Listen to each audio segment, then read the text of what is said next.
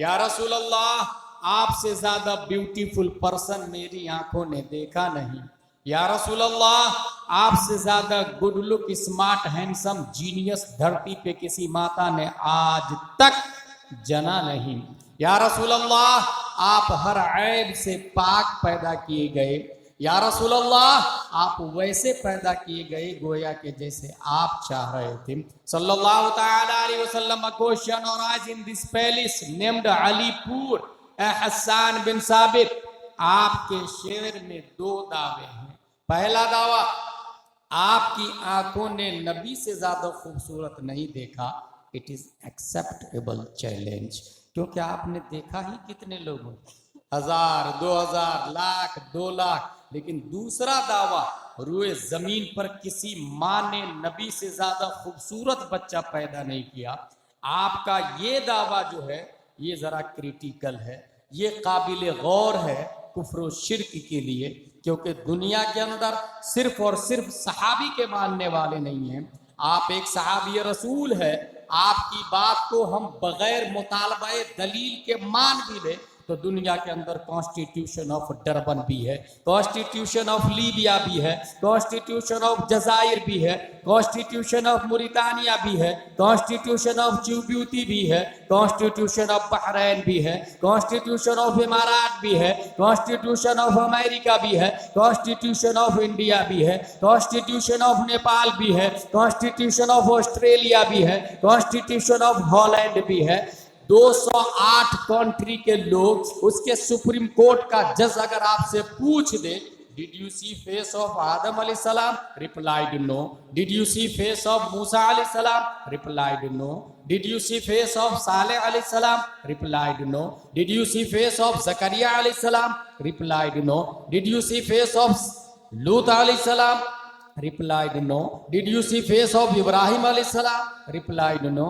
Then how can prove the prophet beautiful than all anbiya, than all messenger, than all humankind? ए हसन बिन साबित, दुनिया के अंदर 1,24,000 कमोबेश अंबिया किराम आए, आदम से लेकर ईदम तक और ईदम से लेकर कयामत तक। न जाने कितने जीनियस लोग आएंगे, स्मार्ट लोग आएंगे, साइंटिस्ट लोग आएंगे, डार्विन लोग आएंगे, आइंस्टाइन लोग आएंगे, केपलर लोग आएंगे, जरकाली लोग आएंगे, अरस्तु लोग आएंगे, फिसागोरिस लोग आएंगे, सुकरातो बुकरात लोग आएंगे। आपने एक नबी को देखा और इतना बड़ा दावा कर दिया कि इस नबी से ज्यादा खूबसूरत किसी माँ ने बच्चा ही नहीं पैदा किया। You have any proof? You have any I witness? आपके पास कोई चश्मदीद गवाह है? तसव्वुरात की दुनिया में हजरत हसन बिन साबित हम बंगाल के सुन्नी मुसलमानों की कलाई पकड़कर रहनुमाई करते। Don't worry, follow me, I have one eyewitness. Let's go towards leader of angels named जिब्रील अलैहि सलाम से चल के पूछ लेते हैं। है जिब्रील अमी, क्या आपने आदम को देखा? कहा देखा ना। क्या आपने नूह को देखा? कहा देखा ना। क्या आपने जकरिया को देखा? कहा देखा ना। हजरत जिब्रील का दावा है, साइल सुनो, तमाम नबियों का पैगाम पर मैं हूँ, तमाम नबियों का मेडिएटर मैं हूँ, सिस्टम मैं लाया हूँ, कानून मैं लाया हूँ, ज़ाब्ता मैं लाया हूँ, लाइफ स्टाइल मैं लाया हूँ, उसूल हयात मैं लाया हूँ, तर्ज मईशत मैं लाया हूँ, तरीक़े निकाह मैं लाया हूँ, सिस्टमाइजेशन ऑफ बिजनेस मैं लाया हूँ। है जिब्रील अमी, जब तो आप आई विटनेस है, tell me please, please, please, who is beautiful, who is good look, who is smart, who is genius, who is handsome, who is minded? हजरत जिब्रील अलैहिस्सलाम जवाब देते हैं, क़ल्लबतुल अर्दा मशारिक़हा व मग़ारिबहा लम अजिद रजुलन अफ़ज़ल मिन मुहम्मदिन सल्लल्लाहु अलैहि वसल्लम। मैंने ईस्ट को देखा, वेस्ट को देखा, साउथ को देखा, नॉर्थ को देखा, मगर नबी से ज्यादा खूबसूरत नहीं पाया,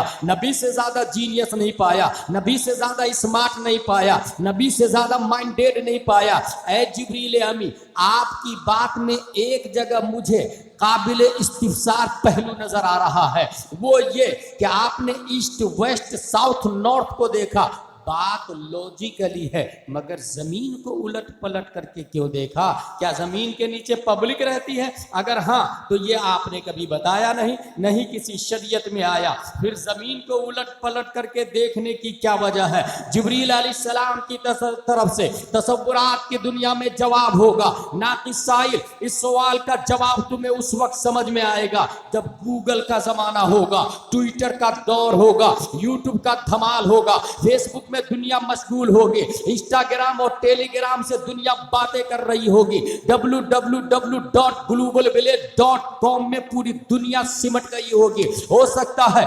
आइंस्टाइन की औलादे रॉकेट बनाए, आइंस्टाइन की औलादे कतर एयरलाइंस बनाए, आइंस्टाइन की औलादे शटल स्पेस में बनाए और शटल स्पेस से स्पेस में जाके नासा के जरिए, टेस्ला के जरिए नए प्लेनेट की बात करें, नए गोले की बात करें, carbon, oxygen, hydrogen, nitrogen, phosphorus पैदा करने की बात करें, स्पेस में बिल्डिंग बनाने की बात करें और स्पेस में जमीन की तरह दूसरी जमीन ढूंढ ले और किसी नए प्लेनेट से नई मखलूक एलियन का चेहरा पेश कर दे और ये कहे, ऐ बंगाल के सुन्नी मुसलमानों, ये लो फला प्लेनेट पे तुम्हारे नबी से ज्यादा खूबसूरत है, तुम्हारे नबी से ज्यादा स्मार्ट है, तुम्हारे नबी से ज्यादा जीनियस है। ये एतराज होने वाला था गूगल के बाद में, ट्विटर के बाद में, इंस्टाग्राम के बाद में, टेलीग्राम के बाद में। दफा दखले मुकद्दर के तहत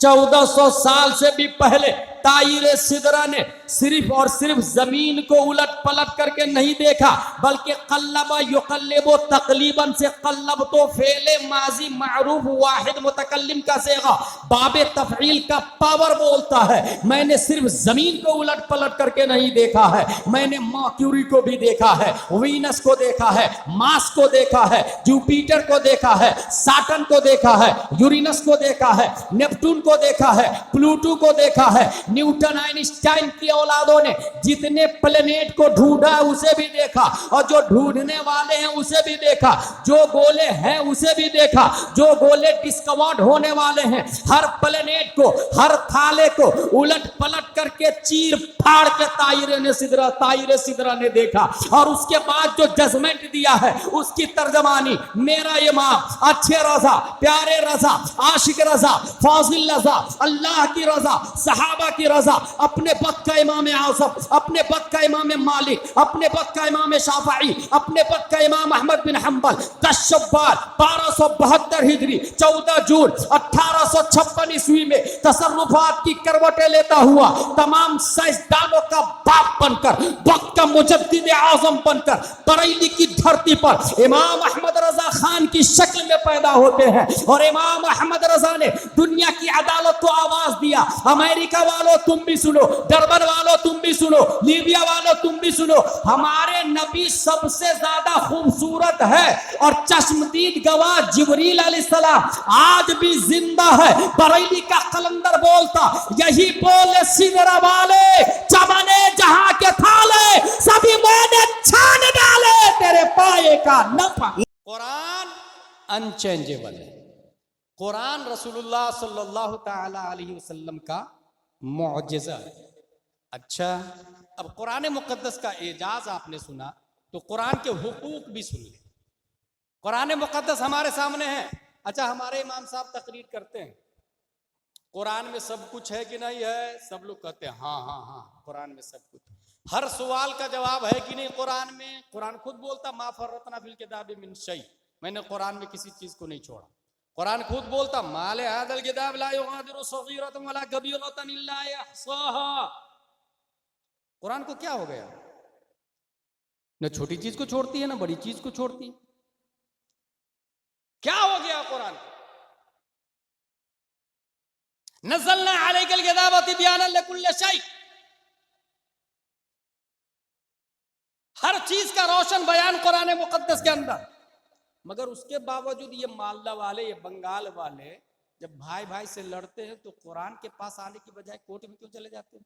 that's reason, that's weak point.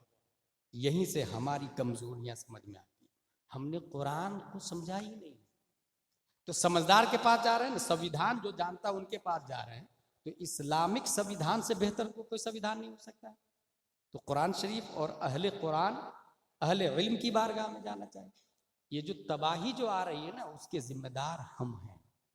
एक भाई भाई से लड़ता है तो केस कर देता है और बरसों केस चलता रहता है।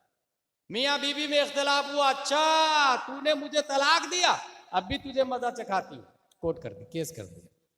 क्या हो गया भाई? आपकी जिंदगी कौन सी आबाद हो गई अपने शोहर को जेल भेज करके? आपने कौन सा कमाल दिखा दिया भाई? इस्लाम तो ये बोलता है कि अगर इख्तिलाफ हो, वइन खिफ्तुम शिकाक बैनहुमा फबअथू हकमन मिन अहलिही व हकमन मिन अहलिहा। एक शौहर की तरफ से एक बीवी की तरफ से जिम्मेदार आदमी, और वो बैठ के शरीयत के दायरे में फैसला करे। जो भी लड़की और औरत तलाक के बाद में पैसे का डिमांड करती है, वो लड़की फर्मा बरदार बीवी न थी, न है, न होगी। ये लिविंग रिलेशनशिप का नजरिया है, ये अमेरिका का कॉन्सेप्ट है, ये वेस्टर्न कंट्री का नजरिया है। पैसे लो, शौहर बदलो, इंजॉय करो, कोई पूछने वाला नहीं, गवर्नमेंट आपको फुल फैसिलिटी देगी। कुत्ता बिल्ली से शादी करे ना, गवर्नमेंट कुछ नहीं बोलेगी आप, मगर कुछ तो इंसानियत होनी चाहिए ना। इंसानियत की हिफाजत कौन करेगा? सिवाय प्यारे मुस्तफा के इंसानियत की हिफाजत के जिम्मेदार कोई नहीं है। हमारे नबी है। मैं आपको छोटी छोटी कुछ बातें बताता हूं जिसको आप शौक लगेगा। इंसान और जानवर में क्या फर्क है? दोनों नंगे पैदा होते हैं। इंसान भी नंगा पैदा होता, जानवर भी नंगा पैदा होता है। बड़ा होके जो कपड़ा न पहने वो जानवर है, जो कपड़ा पहन ले वो इंसान है। सही बोल रहा हूं ना? इसका मतलब जो कम कपड़ा पहनता है वो जानवर है, और जो अपनी बेटी को स्कर्ट पहना के स्कूल भेजता है वो बाप भी जानवर है और बेटी भी जानवर है। गैरत मर चुकी है। एहसासे नदामत का शैतान ने बरसों पहले जनाजा निकाल दिया। मकरूह को वो मुस्तहब समझ रहे हैं और मुस्तहब को मकरूह समझ रहे हैं। मेयारे हक व बातिल ही खत्म हो चुका है। भाई लोग जो अच्छे कहेंगे वो हम अच्छे तब अच्छे होंगे, ये किसने कह दिया? लोगों के ज़हनो फिक्र की बुनियाद पर सेहतो गलत का मदार नहीं होता। मैं यहीं पर एक और बात बता, हम लोग मां से निकाह नहीं करते। क्यों नहीं करते भाई? इसलिए नहीं करते कि कुरान ने मना किया, या इसलिए नहीं करते कि लोग नहीं करते? अगर आपने कहा लोग नहीं करते इसलिए नहीं करते, तो यह दलील ही गलत है। क्योंकि इस्लाम का सिस्टम लोगों के हिसाब से नहीं चलता, कुरान के हिसाब से चलता है, हदीस के हिसाब से चलता है, बुखारी और मुस्लिम के हिसाब से चलता है। अब आप कहेंगे कि नहीं, कुरान में आया मां से निकाह नहीं करना चाहिए, बहन से निकाह नहीं करना चाहिए, बेटी से निकाह नहीं करना चाहिए। हुर्रिमत अलैकुम उम्महातुकुम व बनातुकुम व अख़वातुकुम। ओके, जब कुरान में आया मां बहन बेटी से निकाह हराम है, तो यही कुरान बोलता है झूठ बोलना भी हराम है। लानतुल्लाहि अलल काज़िबीन। यही कुरान बोलता है माले हराम खाना भी हराम है। ला ताकुलू अम्वालकुम बैनकुम बिल बातिल। यही कुरान बोलता है भाई की गीबत करना मुर्दार खाने की तरह। अताकुलून लहम अखी मैतर फकरिहतुमूह। यही कुरान बोलता है इतरा कर चलना हराम है। वला तमशी फिल अर्दि मराहा। यही कुरान बोलता है नमाज छोड़ना हराम है। फवैलुल लिल मुसल्लीन अल्लज़ीना हुम अन सलातिहिम साहून। तो माँ बहन से निकाह नहीं कर रहे इसलिए कि कुरान ने बोला, और ये हराम शराब, जुआ और बेनमाजी और गाली गुलूच, ये क्यों? ये भी तो हराम है, ये भी तो कुरान में आया। इसका मतलब बाज को मानते हैं, बाज को नहीं मानते, या फिर रस्मो रिवाज के हिसाब से चलते हैं, कुरान के हिसाब से नहीं चलते। यही वजह है कि कुछ लोग अपनी साली से निकाह कर लेते हैं, माज़ल्लाहि रब्बिल आलमीन, साली से। जबकि जो ही साली से निकाह किया तो जो पहली घरवाली थी वो भी हराम हो गई। हराम हराम अशद हराम, दोनों के रहते हुए एक भी जायज नहीं है उसके लिए। ये कौन समझेगा? ये कॉन्स्टिट्यूशन बताएगा आपको, ये संविधान बताएगा आपको। कुछ तो सोचे भाई। पैदा हुए हम मुस्लिम है, इस हिसाब से जिंदगी गुजार रहे हैं। जरा स्पिरिचुअल ऑफ इस्लाम लाइफ को कैसे गुजारना चाहिए, किस हिसाब से गुजारना चाहिए, ये हमारी जिम्मेदारी थी। जानवर भी पानी पीता, इंसान भी पानी पीता है। पाक और नापाक की तमीज किए बगैर कहीं भी खड़े खड़े शुरू हो जाए पानी पीना, उसे जानवर कहते हैं। और जो नापाक को लात मार के पाक पानी बैठकर 3 सांस में टोपी पहन के पिए, उसे हजरत इंसान कहा जाता है। कितना माइनर फर्क है, देख रहे हैं? भूख दोनों को लगती है। कुत्ता बिल्ली छछुंदर भी खाना खाते, इंसान भी खाना खाते। हलाल और हराम की तमीज किए बगैर खाता है वो कुत्ता, और जो हराम को छोड़कर सिर्फ हलाल खाता है उसे हजरत इंसान कहा जाता है। पेशाब दोनों करते, खड़े खड़े कहीं भी शुरू हो जाए वो जानवर है, और जो बैठकर पेशाब के बाद पानी लेता है उसे हजरत इंसान कहा जाता है। समझने वाली बात है। एक लकीर है बारीक सी, इधर गए तो जानवर, इधर गए तो इंसान, और मोस्टली इंसान इधर ही है, उसे शऊर भी नहीं। वो बोल रहा मैं इंसान हूं, किसने बोला इंसान है आप? कुरान तो ये बोलता उलाई का कल अनआम बल हुम अदल, वो जानवर से बदतर, जानवर नहीं बल्कि जानवर से बदतर कुरान बोलता है। इसी तरीके से एक और फलसफा बता दूं आपको। बात चूंकि हुजूर सल्लल्लाहु अलैहि वसल्लम और कुरान की चल रही, जिंदगी किसको कहते हैं? जिंदा कौन है यहां पर? जितने लोग बैठे हैं यहां पर सब जिंदा है, यही कहेंगे आपने? मैं नहीं मानता, क्योंकि यहां रूह बाकी है, लेकिन रूह की बका ये जिंदगी का दलील नहीं। और यहीं पर अगर किसी की रूह निकल जाए तो ऐलान हो जाएगा फला की नमाज जनाजा कल नमाज असर अदा की जाएगी, फला मुफ्ती साहब पढ़ाएंगे इन्ना लिल्लाहि व इन्ना इलैहि राजिऊन। अब कहा जाएगा कि वो मर गया क्योंकि रूह निकल गई। यही सोचते ना, ये रस्म है, स्पिरिचुअल ऑफ इस्लाम ये नहीं है, स्पिरिचुअल ऑफ ह्यूमन ये नहीं है। इसकी दलील हमारे पास हुजूर सल्लल्लाहु तआला अलैहि वसल्लम अबू जहल को कह रहे हैं, अबू जहल मैं अल्लाह का रसूल हूं, कलमा पढ़। नहीं पढ़ूंगा मैं, तू जादूगर है माज़अल्लाह रब्बिल आलमीन। फिर समझाए जिब्रील अलैहिस्सलाम आए, या रसूल अल्लाह ये मुर्दा है,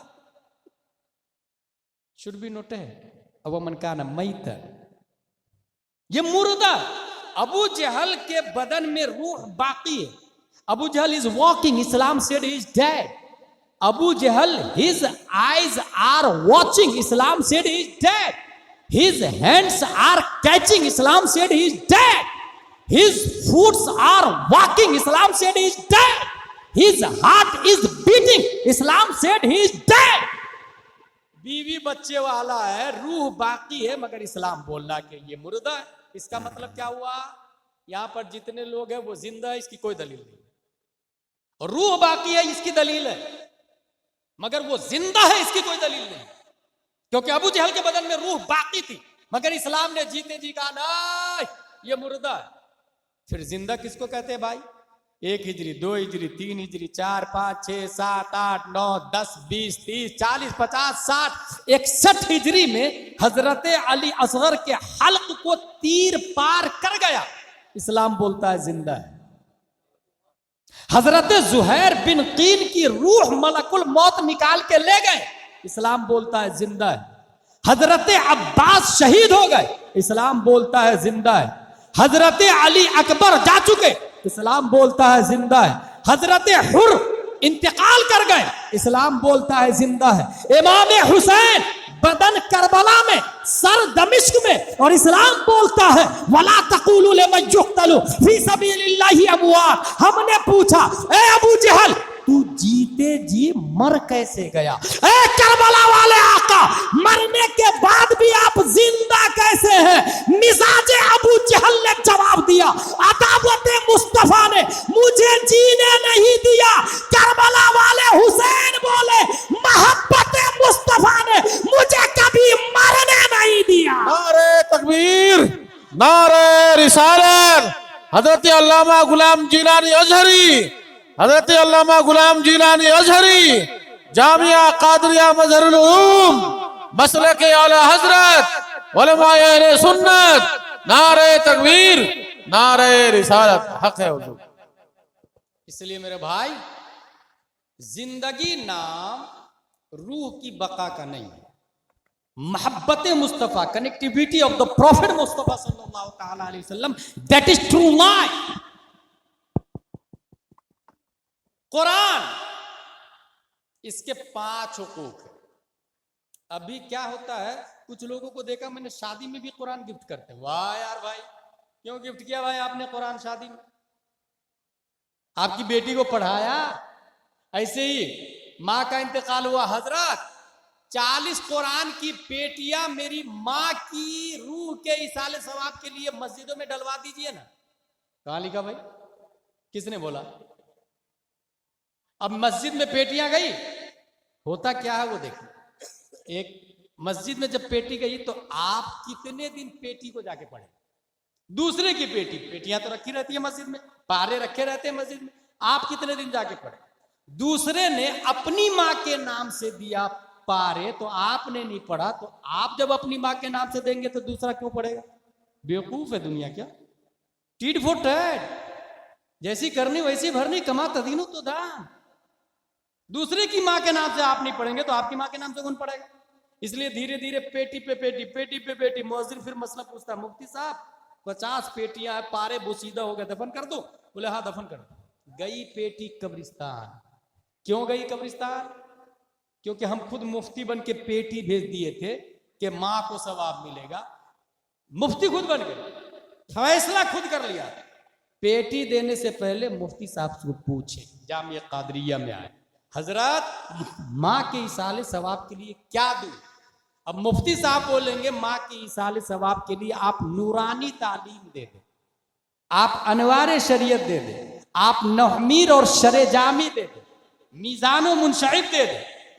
इदारे में जिस किताब की जरूरत है मस्जिद में जाके बहार शरीयत और कन्जुल ईमान और बुखारी शरीफ रखे, मुस्लिम शरीफ तर्जमा वाला रखे, तिरमिजी शरीफ रखे। अब जिसकी जरूरत है अगर वो दिया आपने, तो एक बच्चा अगर आपकी दी हुई किताब मिजानो मुनशरिफ पढ़ता है, उसके बाद में वो हिदायतुन नौ पढ़ा, उसके बाद में शरे जामी पढ़ा, उसके बाद में सादिसा सामिना तखस्सुस फिल फिक्ह मुफ्ती बना, जब तक वो मुफ्ती जिंदा रहेगा आपकी वालदा को सवाब मिलता रहेगा। ये है बुनियादी बात। पारे देने से पहले, पेटी देने से पहले पूछे किस चीज की जरूरत है, वो दे। कुरान शरीफ बेटी को दिया, बेटी ले तो जाती है कुरान शरीफ, मगर इतनी अच्छी जगह और इतनी ऊंची जगह रखती है कि जिंदगी का हाथ कभी कभी वहां पहुंचता है साफ सफाई के लिए। जुमला पे नोट कीजिएगा, जिंदगी का हाथ कभी कभी पहुंचता है साफ सफाई के लिए। क्या इसके लिए कुरान नाजिल हुआ?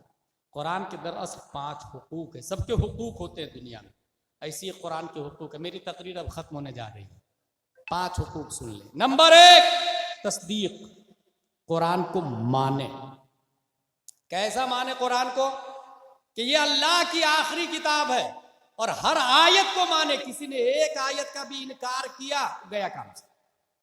तस्दीक, कुरान शरीफ में आया हर सहाबी जन्नती है। अब अगर कोई अमीर मुआविया को जहन्नमी बोलता, माज़ल्लाहि रब्बिल आलमीन, गया काम से।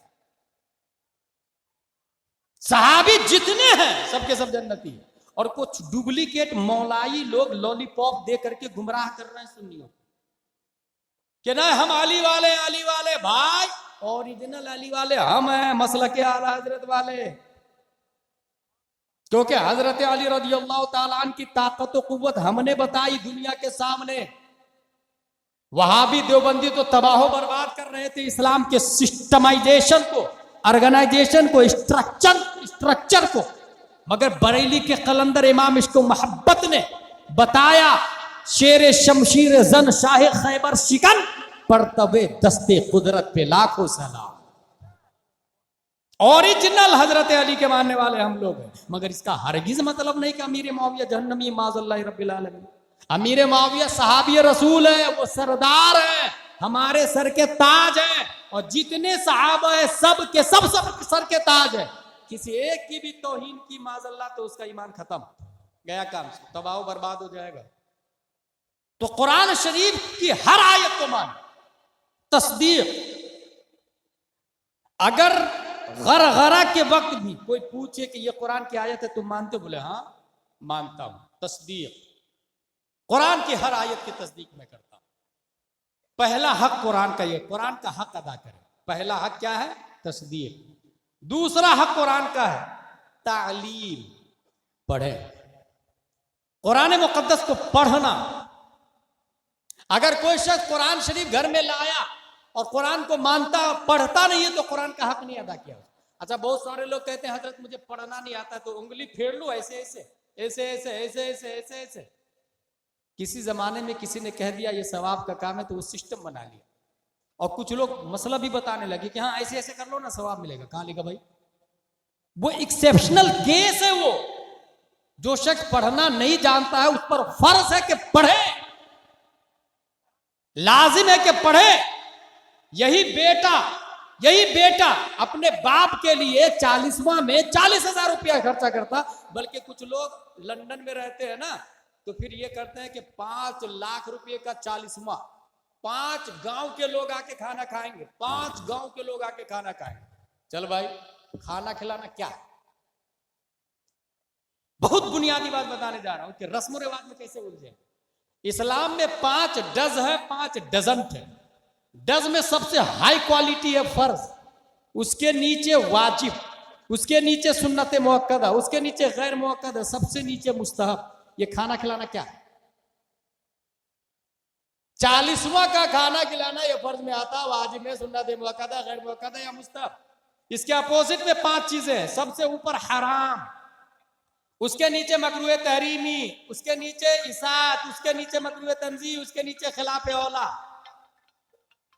अगर 40वां नहीं किए तो क्या होगा? हराम होगा, मकरूह तहरीमी होगा, इसात होगा, मकरूह तंजीह होगा, खिलाफ औला होगा। ये कौन बताएगा? कॉन्वेंट में बताएगा, सेंट पायस में आएगा, सेंट जोसेफ में आएगा, सीबीएसई वाला, जोनी जोनी एसपापा वाला बताएगा, nursery LKG 5th 10th graduation MBBS MD DM बताएगा, फ्लेक्सन पैरासीटामोल वाला बताएगा। क्या ये सब समझने वाली बात है। ये 40वां का खाना जो 40 लाख का आप करने जा रहे हैं, ना फर्ज है, ना वाजिब है, ना सुन्नत मुअक्कदा, ना गैर मुअक्कदा, ज्यादा से ज्यादा खींच तान करके मुस्तहब में आता है। खींच तान करके लफ्ज इस्तेमाल कर रहा हूं 40वां की वजह से, मुस्तहब में आता है।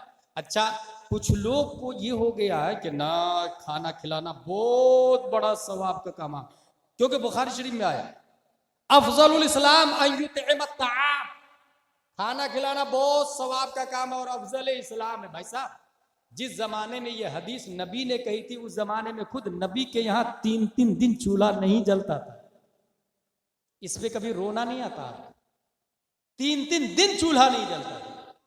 उस जमाने में खाना खिला के लोगों को दीन सिखाया जाता था। उसी जमाने में ज़कात काफिर को देना भी जायज था, तालीफ कुलूब के लिए, जो कुरान शरीफ में आया।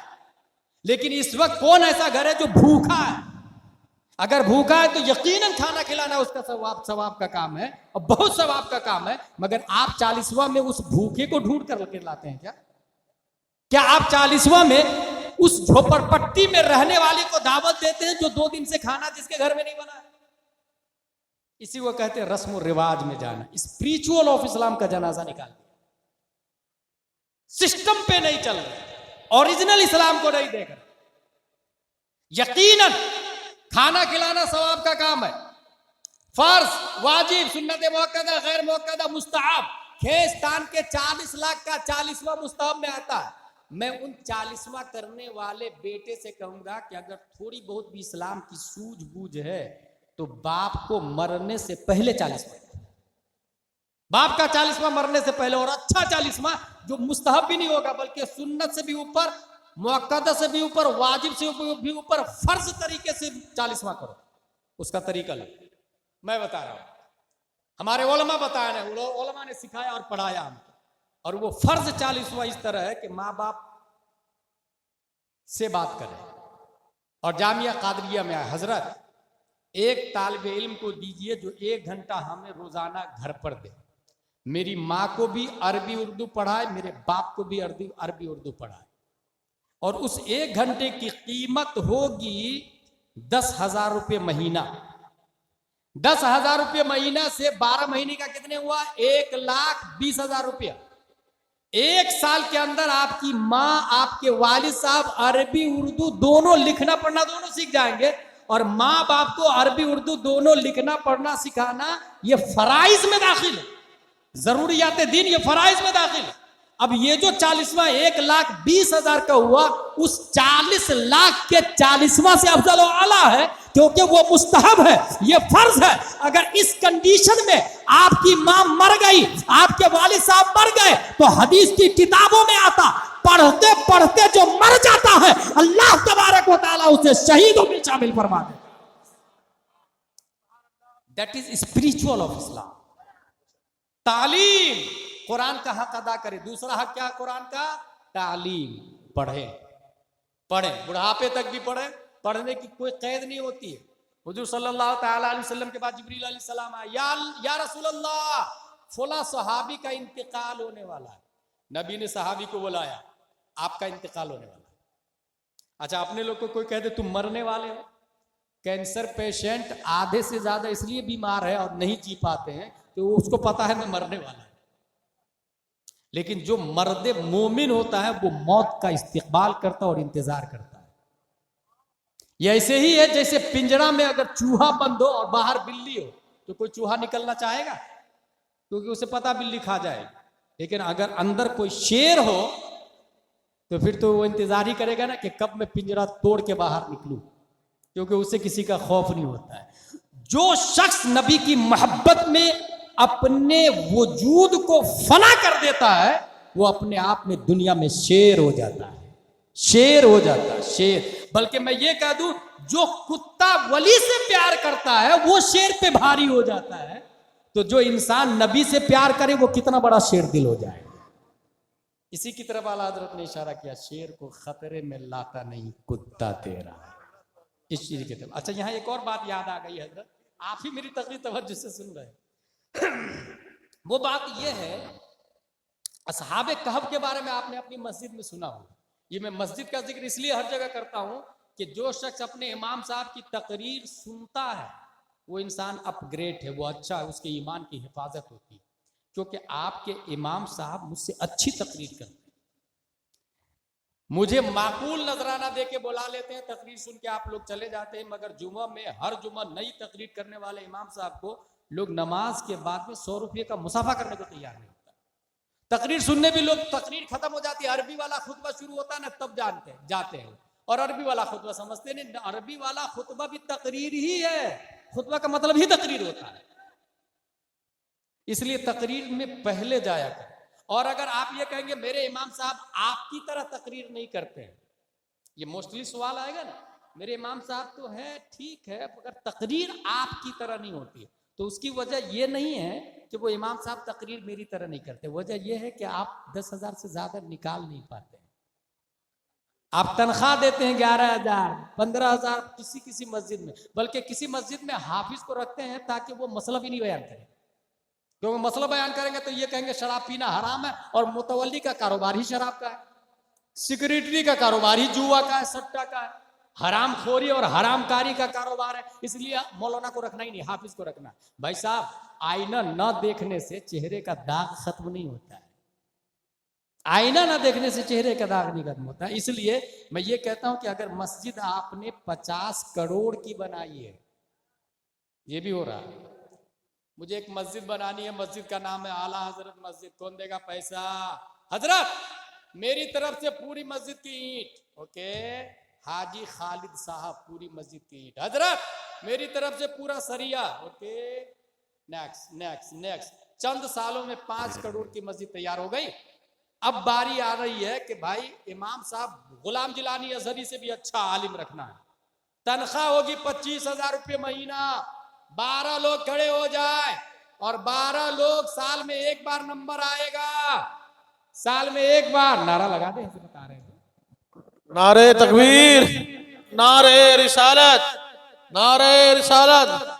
हजरत अल्लामा जमाल अनवर साहब किबला, नारे तकबीर, नारे रिसालत। मेरे भाई, 5 करोड़ की मस्जिद चंद सालों में तैयार है। गुलाम जिलानी अजहरी से अच्छा आलिम लाना है, 25,000 रुपये तनख्वाह, 12 लोग खड़े हो जाए मजमा में से, साल में एक बार नंबर आएगा। और वही 12 लोग खड़े होंगे जिनका मंथली इनकम 2 लाख 3 लाख रुपए का। अब ये बताइए, 2 लाख इनकम मंथली हो, एक साल में 25,000 रुपया कोई भारी है उसके लिए? मगर 12 लोग नहीं खड़े होंगे। मस्जिद के लिए पूरी सीमेंट मेरी तरफ से, पूरी ईंट मेरी तरफ से, पूरा सरिया मेरी तरफ से। ये किसने बता दिया भाई मस्जिद बनाना सवाब का काम? कहाँ लिखा? किस किताब में लिखा? जहां ये लिखा है मम बना लिल्लाहि मस्जिदन बनल्लाहु बैतन फिल जन्नह औ कमा क़ाल, वहीं ये भी लिखा है मल्लम यारिफ हक़्क़ल आलिमिना फहुव लैसा मिन्ना। शेख सादी फरमाते आलिम रा जर बेदे ता बिस्यार खानदान। और यहां पर यह बात है कि आलिम के लिए कोई तैयार नहीं हुआ। अब नाजरा खां ही रहेगा तो तकरीर अच्छी कहां से होगी? दूसरी बात, आप जाके जो 5 करोड़ की मस्जिद बनाए हैं उस मस्जिद की दीवार से कहिए भाई साहब, भाई दीवार साहब, भाई दीवार साहब, इस्लाम की बुनियाद कितनी चीजों पर है? क्या वो दीवार बताएगी सरिया सीमेंट पत्थर ईंट लगी हुई है उसके अंदर? क्या वो दीवार बोलेगी इस्लाम की बुनियाद 5 चीजों पर है, तौहीद, नमाज, रोजा, ज़कात, हज? नहीं। मिंबर साहब आप तो मकराना से तशरीफ लाए हैं, आपकी कीमत तो 4 लाख रुपए है। आप बताइए ना, सबसे बड़े सहाबी हजरत अबू बकर है या हजरत अली? क्या वो मिंबर बोलेगा सबसे बड़े सहाबी हजरत अबू बकर? नहीं। झूमर नहीं, दरवाजा नहीं। पता ये चला 5 करोड़ की मस्जिद है, साइलेंट है, उससे जहालत का खात्मा नहीं होने वाला। अलीपुर की इलिटरेसी मस्जिद से नहीं खत्म होगी, इमाम से खत्म होगी। क्योंकि मस्जिद साइलेंट है, वायलेंट इमाम। मस्जिद साकित है, नातिक इमाम है। मस्जिद खामोश है, बोलता इमाम है। दुनिया के अंदर इनकलाब मस्जिद नबवी से नहीं, इमामुल अंबिया से आया है। मस्जिद अगर 5 करोड़ की हो, जहालत अपनी जगह बाकी होगी। और अगर मस्जिद खजूर की शाख, तना और पत्तों से बनी हुई हो और इमामुल अंबिया हो, तो मुक्तदी अबू बकर पैदा होते हैं, तलहा जुबैर और हंज़ला पैदा। कुछ बुनियादी बात बता के जा रहा हूं जो काबिले यूजफुल है, जो काबिले अमल है। तकरीर इसको नहीं कहते बड़ा जलसा। इतने सारे लोग खाना खा रहे थे, मैंने देखा और खा के चले गए। मेरे भाई, जलसा का वजूद खाना खाने के लिए हुआ है। कभी आपने सोचा है? ये उलमा है जो आपको खाने के बहाने से दीन सिखाना चाह रहे हैं। दीन का दर्द है। अगर आज उलमा ना होते तो दीन कब से खत्म हो चुका होता। शायद आपको टर्की की बात नहीं मालूम या स्पेन की हालत नहीं मालूम। 800 साल तक स्पेन एक तकरीर की वजह से 800 साल तक इस्लाम का झंडा लहराया है स्पेन की छाती पर। गौर कीजिएगा, एक आलिम की वजह से स्पेन की छाती पर 800 साल तक इस्लाम की हुकूमत थी। और वो आलिम ने देखा कि 7000 का मजमा है जलसा के अंदर। एक तकरीर की और 3 लाइन की तकरीर है। अय्युहन नास अयनल मफर अलबहरु मिन वराइकुम वलदु अमामकुम वलैसा लकुम वल्लाहि इल्ला सिद्क़ वस्सब्र। मेरे दोस्तों कहां जाओगे? सामने दुश्मन, पीछे समंदर, डॉल्फिन, ब्लू व्हेल, शार्क, मगरमच्छ, दोनों जान के दुश्मन है। खा जाएंगे ये लोग, ये भी। सिवाय एलाए कलमे हक के दिया is no option, no chance, no way, no street, no path. ये तकरीर किसने की है? एक आलिम साहब ने। इस तकरीर की वजह से 7000 के मजमा पर जो जुनून तारी हुआ, 800 साल तक स्पेन की छाती पर इस्लाम का झंडा लहराया है। वो आलिम साहब का नाम जानना चाहेंगे? उस आलिम साहब का नाम है हजरत तारिक बिन जियाद रदियल्लाहु ताला। तारिक बिन जियाद रदियल्लाहु ताला। 800 साल तक हुकूमत थी इस्लाम की। कहां पर? स्पेन में। किसकी वजह से? एक मौलाना की वजह से, हजरत तारिक बिन जियाद रदियल्लाहु ताला। मगर यही स्पेन को जब खत्म करना चाहा तो 50,000 से ज्यादा उलमा को कश्ती पे बैठा के गरकाब कर दिया, मार डाला। इस्लाम का खात्मा हो। आज स्पेन में इस्लाम का नामो निशान नहीं है। इसलिए अपने उलमा को पहचाने, इल्म हासिल करें। कुरान का दूसरा हक तालीम है। पहला हक क्या बताया मैंने? तस्दीक। दूसरा तालीम, तीसरा तरतील, चौथा तामील और 5वां तबलीग। ये 5 हुकूक है कुरान को। तरतील, कुरान का तीसरा हक है तरतील। सही पढ़े। सिफात लाजिमा, तजवीदुल हुरूफ और मारिफतुल वुकूफ। का जा, जीम, बीच जुबान तालु से मिलकर जीम शीन या अदा होती है। अगर आप जीम की जगह जा पढ़ेंगे या जा की जगह जीम पढ़ेंगे, इसको कुरान पढ़ना नहीं कहते। आपने कुरान का हक नहीं अदा किया। और ये जो औरतों से जो लोग पढ़ते हैं ना घर में, कुछ लोग बहुत स्मार्ट होते हैं, वो जो गांव की बाई होती है ना उसको बुला लेते हैं 50 रुपए में। 50 रुपए में आप आके मेरे बच्चे को पढ़ा दीजिए। अब वो 50 रुपए में आके पढ़ाएगी तो वो ऐन को औ ही बोलेगी ना, हा को हा ही बोलेगी ना, वो कौफ को काफी पढ़ाएगी ना। वो पढ़ने की बजाय हरामकारी कर रहे हैं आप, कुरान शरीफ गलत पढ़ रहे हैं आप, और वो पढ़ा गलत रही है वो। और हर चीज में क्वालिटी नजर आती है, ब्रांडेड नजर आता है, दीन सस्ता वाला चाहिए। नतीजे तो जो हालत है आपकी निगाहों के सामने में, मोस्टली लोग कुरान शरीफ पढ़ना जानते हैं, उसमें 50% से ज्यादा लोग को कुरान शरीफ ढंग से पढ़ना नहीं आता।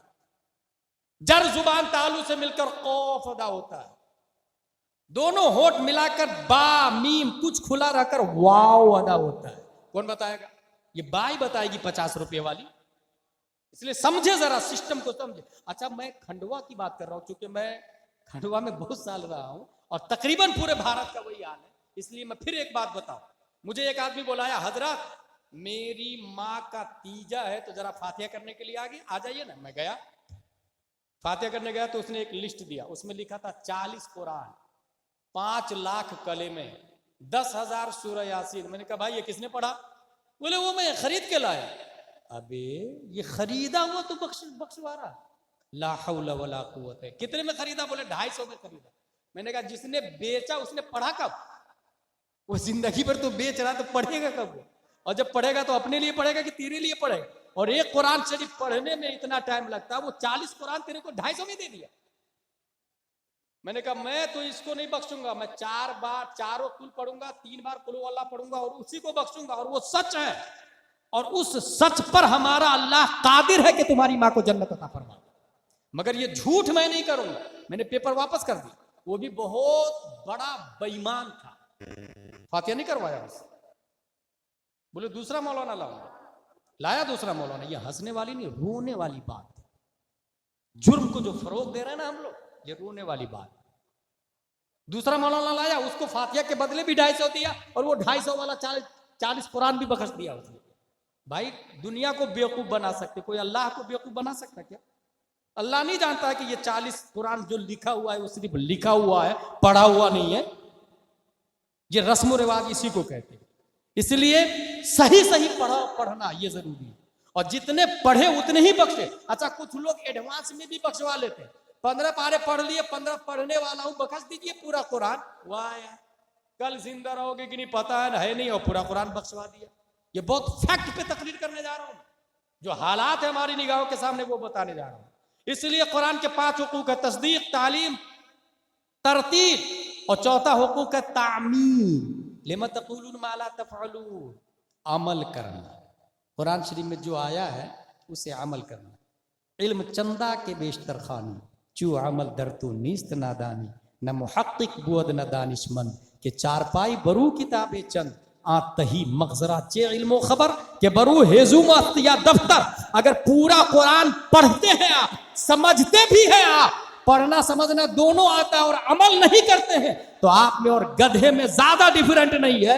आतही मगजरा चे इल्मो खबर, के बरू हेजू मस्त या दफ्तर। उस खाली दिमाग को क्या पता कि उसकी पीठ पे किताबें रखी हुई है या लकड़ी का बोझ रखा हुआ।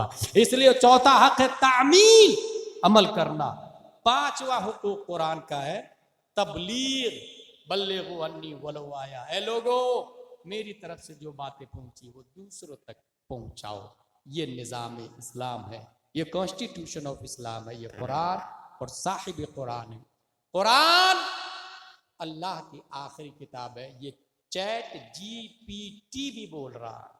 इसलिए कुरान शरीफ के हुकूक को अदा करें। कुरान के बाद ये बुखारी शरीफ है। पूरी दुनिया में सबसे अफजल व आला किताब बुखारी शरीफ है। हुजूर सल्लल्लाहु ताला अलैहि वसल्लम की बात है इसमें, बात। हुजूर सल्लल्लाहु अलैहि वसल्लम के कौल व फ़िल और तकरीर को हदीस कहा जाता है, और लोग बहुत आसान समझते हैं। बुखारी शरीफ आज है, जामिया कादरिया मज़हरुल उलूम में बुखारी शरीफ है, मगर लिखने में कितनी मेहनतों का, मशक्क़तों का सामना करना पड़ा, अगर आपको मैं बताऊं तो आप रोएंगे बैठ को। अगर एहसास ईमान होगा तो। मैं मुख्तसर सिर्फ इतना बता दूं, 19 जुलाई 810 ईस्वी में इमाम बुखारी पैदा होते हैं। बचपन में आंखों की बिनाई चली गई थी। माँ बहुत नेक थी, दुआ करती थी, अल्लाह मेरे बेटे की आंख दे दे, मेरे बेटे की आंख दे दे, मेरे बेटे की आंख दे दे। एक दिन ख्वाब में इब्राहिम अलैहिस्सलाम आए, जा अल्लाह ने तेरे बेटे को आंख दे दी। सुबह उठी तो मेरा बेटा देख रहा, मां बहुत खुश हो गई। अ क्वेश्चन अराइज, ख्वाब में कौन आए? इब्राहिम अलैहिस्सलाम। जानते हैं क्यों? क्योंकि इमाम बुखारी का नाम है अबू अब्दुल्लाह मुहम्मद बिन इस्माइल बिन इब्राहिम। बाप का नाम इस्माइल, दादा का नाम इब्राहिम, और ये दोनों नबी हैं। ये दोनों नबी है कि नहीं? इस्माइल अलैहिस्सलाम नबी है, इब्राहिम अलैहिस्सलाम नबी है। नबी के नाम पर इनके बाप दादा का नाम है। इसका मतलब यह हुआ कि नाम का असर होता है। इसलिए अपने बच्चों का नाम पप्पू डिप्पू टिम्पू नहीं रखे, नबी के नाम पे नाम रखे, नबी के नाम पे नाम रखे। और नाम रखने से पहले मौलाना साहब को फोन लगा, नाम रखने के बाद माना ढूंढने के लिए फोन नहीं लगा। वो पप्पू का माना ढूंढ दीजिए ना जरा क्या होता है, परवीन का माना ढूंढ दीजिए ना क्या होता है। कहां से मिलेगा फिरोजुल लुगात में परवीन का माना? कहां से मिसबाहुल लुगात और अलकामुल जदीद में गुड्डू का माना मिलेगा? ये जहालत है, ये रस्म, ये रिवाज है। मुस्नद अहमद बिन हंबल 7,50,000 हदीसें याद थी इनको, इमाम अहमद बिन हंबल को। इमाम बुखारी को 6 लाख हदीसें याद थी। इमाम अबू दाऊद को 5 लाख हदीसें याद थी। इमाम मुस्लिम को 3 लाख हदीसें याद थी। मगर इमाम बुखारी ने बुखारी शरीफ में बगैर तकरार के 2,761 हदीसें कोट किया। और याद रखिएगा बुखारी शरीफ ये किताब लिखने में 16 साल लग गए, 16 साल। और 3 मर्तबा नजरसानी किया है।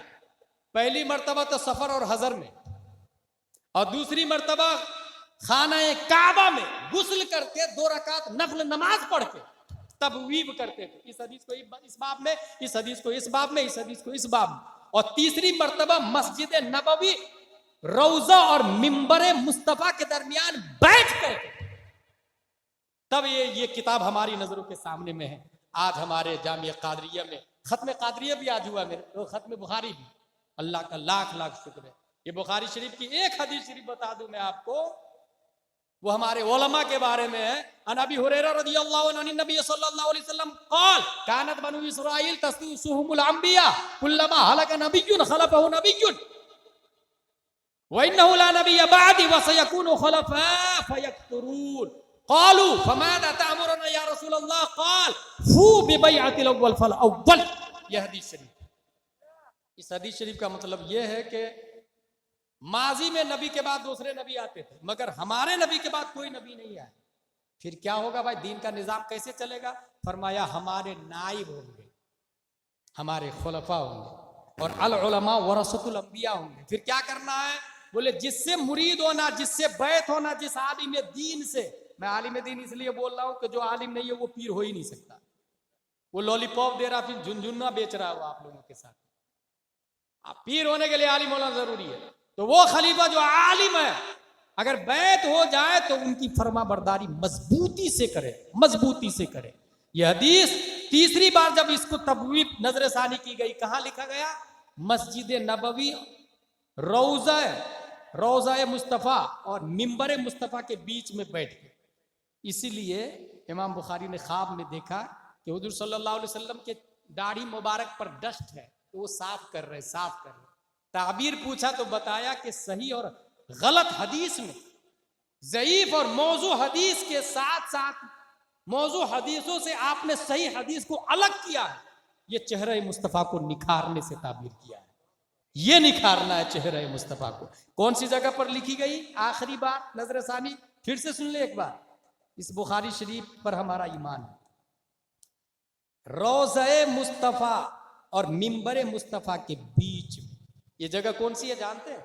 अभी एक देवबंदी है पाक का, वो मरदूद ये बोलता है माज़ल्लाहि रब्बिल आलमीन हुजूर सल्लल्लाहु ताला अलैहि वसल्लम अज़वाजे मुतहरात से मुलाकात करते हैं। ये सुन्नियों ने ऐसा लिख दिया है। देखिए कितनी गंदी बात लिखा सुन्नियों ने, माज़ल्लाहि रब्बिल आलमीन। कौन बोल रहा है? ये वहाबी देवबंदी बोला, भोपाल वाला बोला, ये दिल्ली वाला बोला, ये सहारनपुर वाला, नदवा वाला, देवबंद वाला, थाना भवन वाला बोल रहा कि नबी अज़वाज मुतहरात से मुलाकात करते हैं। देखो कितनी गंदी बात लिख दिया, माज़ल्लाहि रब्बिल आलमीन। अब इस अकीदों को साफ करने के लिए मैं एक बात बता के, वमा अलैना इल्लल बलाग, वो ये है कि आप लोग बताइए, हम लोग मरते हैं तो हमारी बीवी दूसरे से शादी कर सकती कि नहीं कर सकती?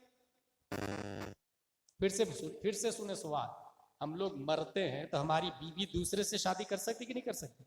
कर सकती। क्यों कर सकती? क्योंकि मौत नाक़िज़े निकाह है। मौत क्या है? नाक़िज़े निकाह, यानी मौत निकाह को खत्म कर देती है। जिस तरह सोते हैं तो वुजू टूट जाता है, नौम नाक़िज़े वुजू है, नौम नाक़िज़े वुजू है। ऐसे ही मौत नाक़िज़े गुस्ल भी है और नाक़िज़े निकाह भी है। इंसान मरता है तो हम लोग नहा के क्यों दफन करते हैं? क्योंकि उसका गुस्ल टूट गया। गुस्ल फर्ज है उस पर, और ये फराइज आयद होते हैं जिंदों पर, तो उसको नहला के कब्र में डालेंगे। क्यों नहलाते हैं हम?